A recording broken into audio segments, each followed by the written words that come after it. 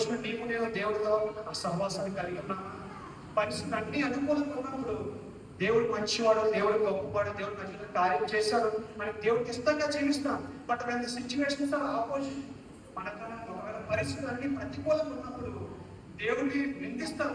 ఇశ్రాయేలు ప్రజలు ఐగుప్తు ప్రయాణం నిందించినట్టు సలుగుతాం. ఇంకా అనేక రకాలుగా దేవునికి వ్యతిరేకమైన కార్యాలు చేస్తాం. దేవుడు నాకు ఏం చేశాడు అని దేవుడు తిరుగుబడేసే ఆ పరిస్థితులు వెళ్ళిపోతాం.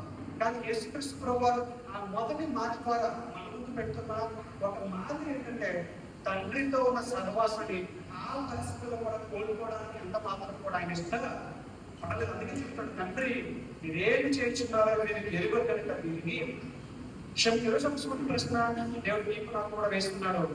ఈ రోజు నీ నా సహవాసం దేవుడితో ఏ విధంగా ఉంది? అన్ని పరిస్థితులు మంచిగా జరుగుతున్నప్పుడు, ఆరోగ్యం బాగున్నప్పుడు, ఉద్యోగం బాగున్నప్పుడు, కుటుంబం బాగున్నప్పుడు, ఆర్థిక పరిస్థితులు బాగున్నప్పుడు, పిల్లలు బాగా చదువుతూ ఉన్నప్పుడు, లేకపోతే ఇంకా మన బిజినెస్ బాగా ఉన్నప్పుడు, మన చుట్టూ మనం అనుకున్న కార్యాలు జరుగుతూ ఉన్నప్పుడే దేవుడితో సహవాసం కలిగి ఉన్నామా? అది యోగం అదే. దేవా నువ్వు ఇచ్చావు, నువ్వు తీసుకున్నావు, నీ నామానికి స్తుతి కలుగును కాక అని ఎటువంటి పరిస్థితి వచ్చినప్పటికీ కూడా దేవుడితో సహవాసాన్ని కోల్పోవడానికి ఇష్టపడకుండా తండ్రితో ఎప్పుడు కూడా మనం అటాచ్ అయి ఉంటున్నామని ఈ రోజున ఈ మొదటి మాటలో నీకు నేను కూడా జ్ఞాపకం చేసుకున్నాను. అక్కడ యేసుక్రీస్తు వారు అటువంటి పరిస్థితులు ఉన్నప్పటికీ కూడా, ఎంత వేదన పడుతున్నప్పటికీ కూడా తను